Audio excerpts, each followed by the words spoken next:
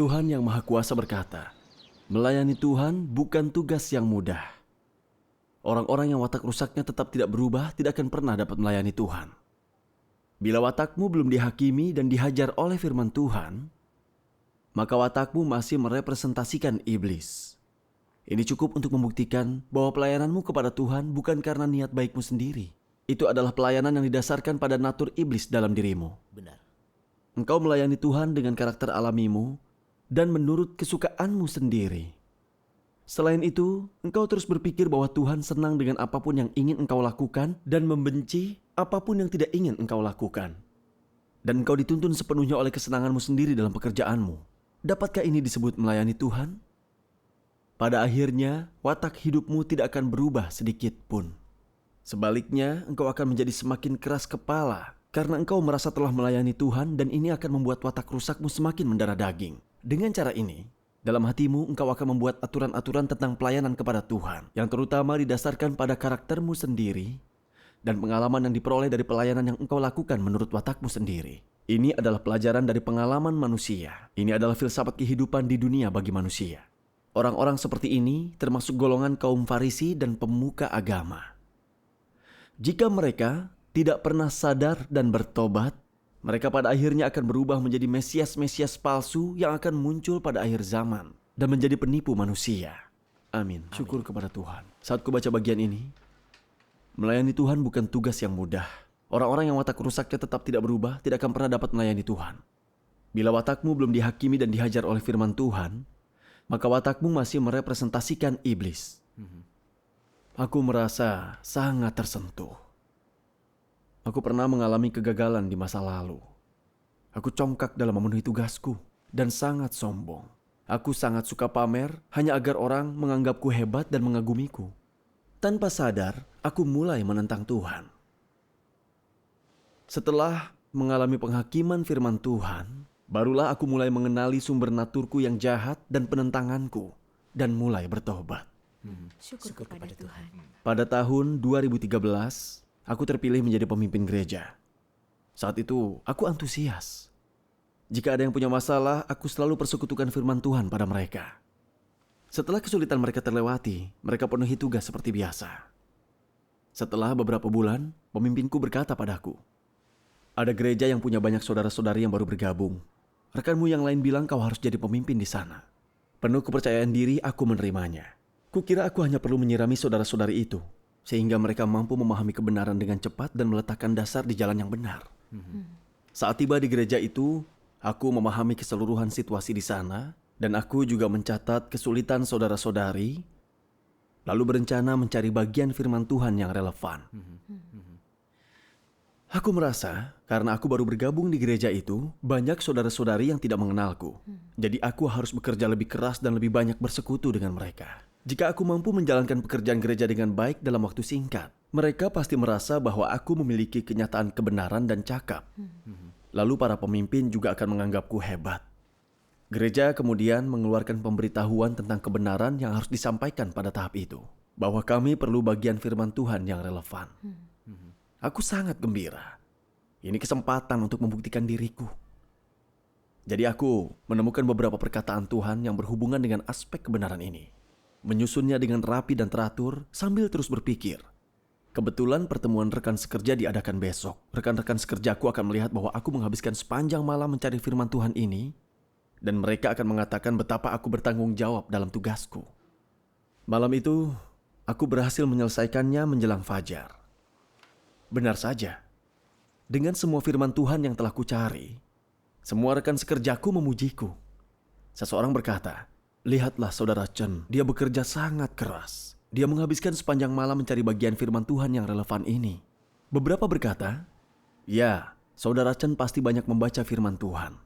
Saudara yang menjadi tuan rumah berkata dengan prihatin, saudara Chen, berapa lama kau begadang untuk menemukan semua bagian firman Tuhan yang relevan ini? Mendengar ini, membuatku merasa senang. Perjuanganku begadang tidak sia-sia. Dan orang lain dapat melihat betapa besar upaya yang kulakukan. Menutupi kegembiraan yang kurasakan, aku berkata, sudah hampir fajar saat aku selesai. Aku sering begadang untuk memenuhi tugasku sebagaimana mestinya. Tidak perlu dibanggakan. Aku harus pastikan kami punya bahan untuk bersekutu hari ini.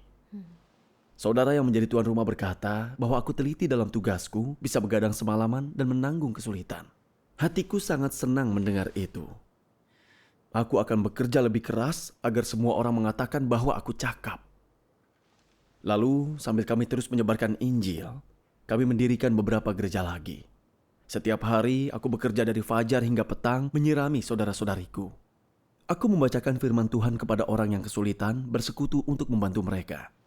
Dan orang-orang makin menganggapku hebat. Suatu kali, beberapa saudara-saudari mendapat masalah saat menyebarkan Injil. Mereka merasa negatif, jadi mereka datang kepadaku. Aku berbagi pengalamanku saat menyebarkan Injil di masa lalu. Ku bilang, orang-orang yang kusebarkan Injil tidak mau menerimanya, bahkan ada yang mengusirku. Saat itu, kupikir tugas ini sangat sulit, jadi aku berdoa kepada Tuhan. Aku begadang mencari firman-Nya yang relevan dan berulang kali aku bersekutu dengan mereka untuk menyelesaikan masalah mereka. Aku ingin mereka mendapat keselamatannya pada akhir zaman. Betapapun sulitnya tugas ini, aku menolak untuk menyerah. Akhirnya aku membawa mereka semua ke dalam gereja. Saat aku selesai, seorang saudara berkata dengan kagum, "Saudara Chen telah menanggung kesulitan seberat itu. Dia kuat."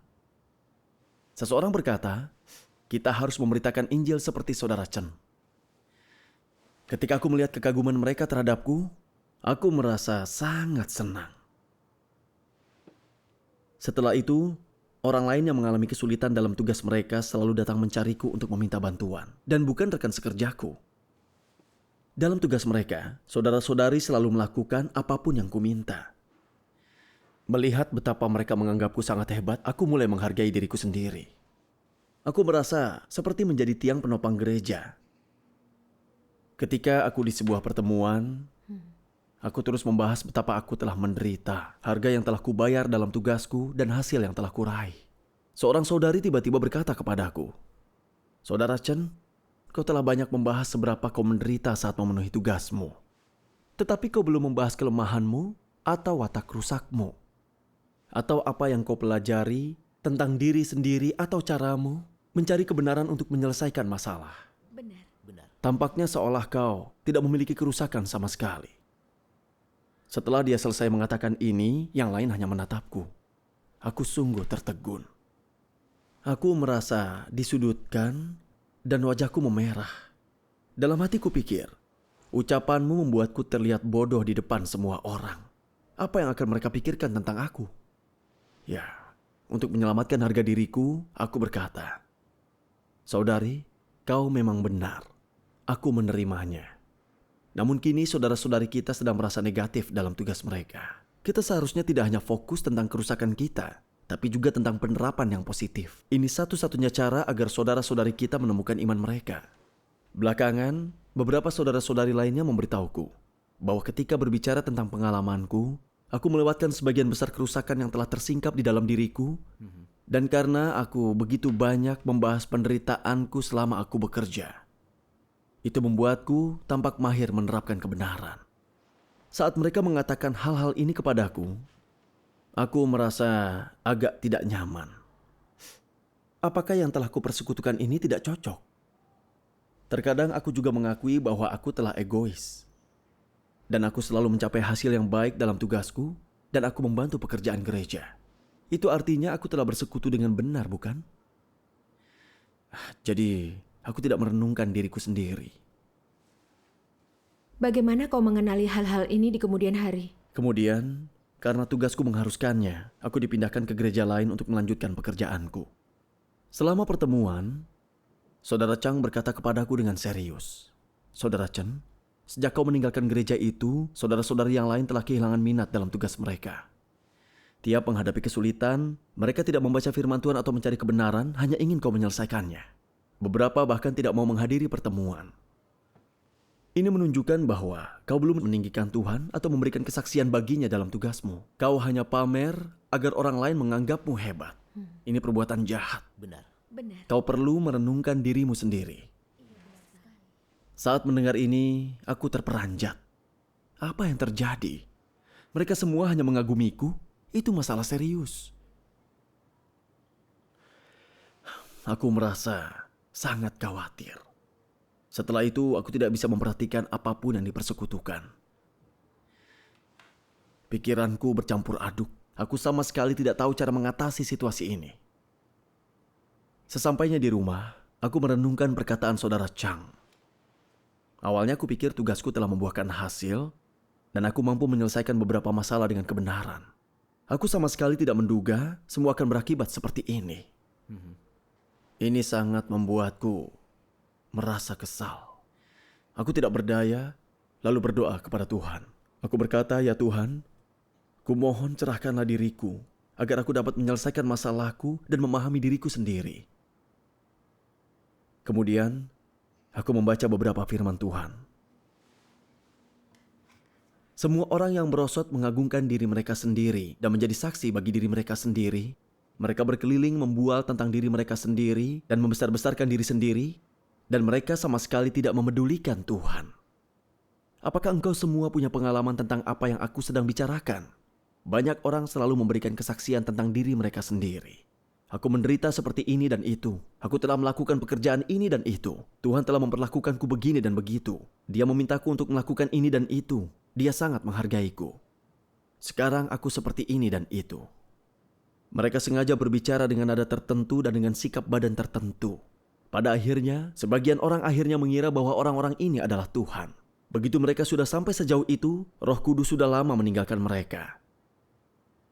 Sementara itu, walaupun mereka diabaikan dan tidak diusir, nasib mereka sudah ditetapkan, dan yang dapat mereka lakukan hanyalah menunggu datangnya hukuman mereka. Beberapa orang mungkin menggunakan kedudukan mereka untuk berulang kali bersaksi tentang diri mereka sendiri, membesar-besarkan diri mereka, dan bersaing dengan Tuhan untuk mendapatkan orang dan status. Mereka menggunakan berbagai metode dan cara untuk membuat orang-orang memuja mereka, secara terus-menerus mencoba memenangkan hati orang dan mengendalikan mereka. Beberapa bahkan dengan sengaja menyesatkan orang agar berpikir bahwa mereka adalah Tuhan, sehingga mereka dapat diperlakukan seperti Tuhan. Mereka tidak akan pernah mau mengatakan kepada orang-orang bahwa mereka telah dirusak, bahwa mereka juga rusak dan sombong, dan orang-orang tidak perlu memuja mereka. Dan sebaik apapun mereka melakukan sesuatu, semuanya itu adalah untuk kemuliaan Tuhan, dan memang hal yang harus mereka lakukan. Mengapa mereka tidak mau mengatakan hal-hal ini? Karena mereka sangat takut kehilangan tempat mereka di hati orang. Itulah sebabnya orang-orang semacam ini tidak pernah meninggikan Tuhan dan tidak pernah bersaksi bagi Tuhan. Setelah membaca firman Tuhan, aku merasa sangat tertekan. Saat merenungkan diriku sendiri barulah aku sadar.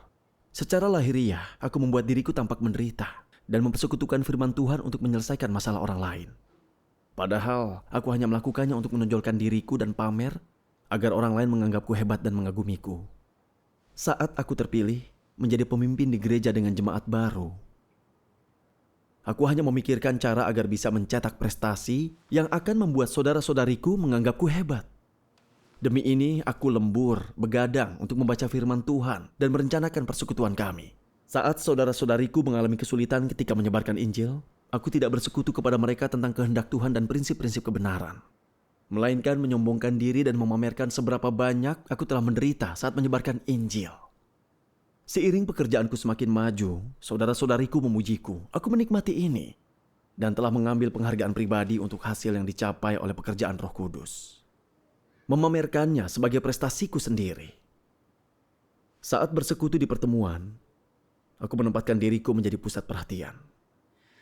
Hanya mengatakan hal positif, menghindari masalah watak rusak yang kusingkapkan. Jika pembahasan tentang itu muncul, aku menutupinya. Adapun terhadap motif burukku dalam memenuhi tugasku, aku enggan untuk membedahnya. Dari waktu ke waktu, Tuhan telah memakai saudara-saudariku untuk menyinggung masalah-masalahku. Tetapi demi melindungi kedudukan dan citraku, aku hanya mengatakan bahwa aku menerimanya. Padahal sebenarnya aku belum merenungkan diriku sendiri. Selama bersekutu, aku hanya berbicara muluk-muluk untuk menipu semua orang. Dengan cara ini, aku jadi percaya bahwa aku bertanggung jawab dalam tugasku dan dapat menanggung kesulitan. Apapun kesulitan yang dialami gereja atau yang dialami saudara-saudariku, aku tidak akan mundur, tetapi akan selalu membantu mereka. Tersingkap oleh fakta-fakta itu, aku sadar saat melakukan tugasku aku tidak menerapkan kebenaran atau memikirkan kehendak Tuhan. Aku mengambil keuntungan dari kesempatan dengan memenuhi tugasku untuk pamer, lalu memuaskan keinginanku atas kedudukan. Iya, benar. Dengan melakukan ini, aku tidak membawa saudara-saudariku ke hadapan Tuhan. Aku membuat mereka memujaku. Aku telah bersaing dengan Tuhan demi kedudukan. Benar. Setelah itu aku sadar bahwa aku telah berada di jalan yang menentang Tuhan dan melakukan pelanggaran serius. Aku sangat takut dan merasa sangat bersalah. Aku bertanya pada diriku sendiri, bagaimana aku tanpa menyadarinya bisa sampai pada jalan untuk menentang Tuhan? Kemudian, aku membaca ini dalam firman Tuhan. Setelah iblis merusak manusia, natur mereka menjadi jahat. Manusia tidak lagi bertindak layaknya manusia dalam posisinya sebagai manusia. Sebaliknya, mereka telah melampaui status kemanusiaan. Mereka tidak ingin menjadi manusia. Mereka mendambakan sesuatu yang lebih tinggi. Dan apakah sesuatu yang lebih tinggi ini? Mereka ingin melampaui Tuhan, melampaui surga, dan melampaui segala sesuatu. Apa akar penyebab yang membuat manusia menjadi seperti ini? Kesimpulannya, natur manusia terlalu congkak. Segera sesudah natur dan esensi manusia menjadi semakin congkak, mereka menjadi mampu melakukan hal-hal yang tidak menaati dan menentang Tuhan, hal-hal yang tidak mengindahkan firman-Nya, hal-hal yang menghasilkan gagasan-gagasan tentang Dia, hal-hal yang memberontak terhadapnya, dan hal-hal yang meninggikan dan memberi kesaksian tentang diri mereka sendiri. Engkau berkata engkau tidak congkak, tetapi seandainya kepadamu diberikan beberapa gereja, dan engkau diizinkan untuk memimpinnya, seandainya aku tidak menanganimu, dan tak seorang pun di keluarga Tuhan yang memangkasmu, setelah memimpin umat Tuhan selama beberapa saat, engkau pasti akan memimpin mereka kepada dirimu sendiri dan membuat mereka menaatimu. Dan mengapa engkau bisa melakukan itu? Ini ditentukan oleh naturmu. Itu tak lain adalah penyingkapan yang alami. Engkau tidak perlu berupaya keras untuk mempelajari ini, engkau juga tidak perlu membuat orang lain mengajarimu secara khusus. Engkau tidak perlu dengan sengaja melakukan semua ini. Situasi seperti ini terjadi secara alami kepadamu. Engkau membuat orang-orang tunduk kepadamu, memujamu, meninggikanmu, bersaksi tentang dirimu, dan mendengarkanmu dalam segala hal, dan engkau tidak mengizinkan mereka untuk melakukan apapun yang tidak disetujui oleh dirimu. Di bawah kepemimpinanmu, keadaan-keadaan seperti itu terjadi secara alami. Dan bagaimana keadaan-keadaan ini bisa terjadi? Semua ini ditentukan oleh natur manusia yang congkak. Membaca firman Tuhan membuatku memahami mengapa aku ingin memuaskan Tuhan dalam tugasku, tetapi secara tidak sengaja mulai menentang Dia. Akar penyebabnya adalah natur jahat yang congkak di dalam diriku. Di bawah kendali natur ini, aku menganggap diriku hebat dan berusaha pamer dalam perkataan dan perbuatan agar orang lain menganggapku hebat dan mengagumiku. Iya. Ketika orang lain menghadapi masalah saat memenuhi tugas mereka, aku tidak mempersekutukan kebenaran untuk membantu mereka menemukan jalan penerapan. Aku hanya menyampaikan firman kosong agar diriku tampak baik, dan menggunakan pengalaman penderitaan dan pekerjaanku sendiri sebagai modal untuk pamer. Ini membuat saudara-saudariku mengagumiku dan percaya bahwa aku memahami kebenaran dan dapat membantu mereka. Tiap menghadapi masalah, mereka menemuiku. Padahal mereka seharusnya mengandalkan Tuhan dan mencari kebenaran. Hati mereka tidak memiliki tempat bagi Tuhan. Lalu, saat aku dipindahkan, beberapa saudara-saudari tidak mau lagi menghadiri pertemuan. Bagaimana itu disebut memenuhi tugasku? Aku hanya menentang Tuhan dengan jahat. Benar. Aku sanggup melakukan ini karena kecongkakan dan kesombonganku. Kuangkat diriku setinggi-tingginya sambil melindungi citraku. Membuat orang lain mengagumiku dan menjadikanku pusat perhatian. Aku menginginkan status. Aku sadar bahwa di lubuk hatiku tidak ada rasa hormat kepada Tuhan. Ketika hidup dengan natur yang congkak, penentangan kepada Tuhan terjadi tanpa disadari. Benar. Ini sangat berbahaya. Benar. Benar. Aku teringat tentang para pendeta di dunia keagamaan. Mereka tidak menjadi kesaksian bagi Tuhan, juga tidak menuntun orang percaya untuk melakukan firman Tuhan, hanya menjelaskan pengetahuan dan teori teologis Alkitab untuk menipu orang percaya. Dan pamer tentang seberapa banyak mereka telah menderita dalam hidup, berapa banyak Injil yang telah mereka sebarkan, dan berapa banyak gereja yang telah mereka dirikan. Ini menyebabkan orang-orang percaya memuja mereka, melakukan yang mereka katakan bahkan memujanya.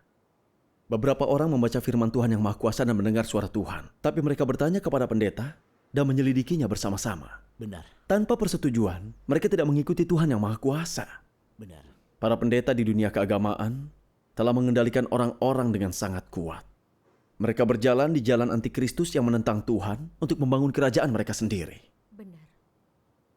Aku berusaha pamer dalam tugasku agar orang-orang mengagumiku. Apa bedanya aku dengan para pendeta dan penatua itu? Aku teringat akan para jemaat baru di gereja itu. Mereka mempelajari pekerjaan Tuhan pada akhir zaman. Dan masih banyak kebenaran yang belum mereka tahu. Tuhan memberikanku tugas untuk memimpin gereja. Jadi aku seharusnya lebih banyak mempersekutukan firman Tuhan dan pekerjaannya. Sehingga mereka memahami lebih banyak kebenaran dan meletakkan dasar di jalan yang benar. Benar. Namun, apa hasil dari upayaku memenuhi tugas itu? Aku membuat mereka memujaku, bukannya memiliki pengenalan akan Tuhan. Aku telah membahayakan saudara-saudariku dan menghambat pekerjaan gereja. Benar.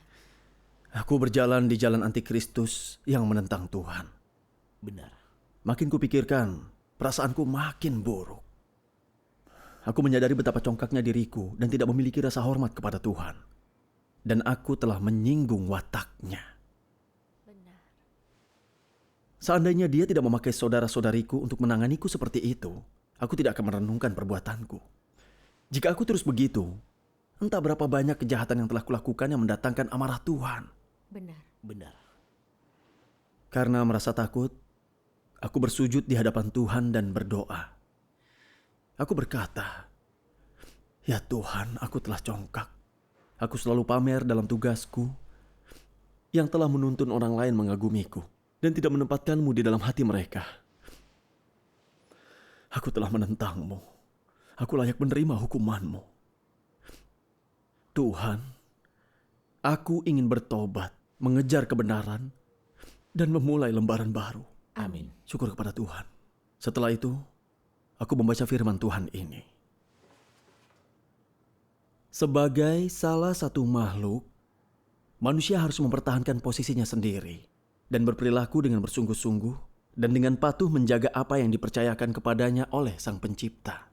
Dan manusia tidak boleh bertindak di luar garis atau melakukan hal-hal di luar jangkauan kemampuannya atau melakukan hal-hal yang menjijikan bagi Tuhan.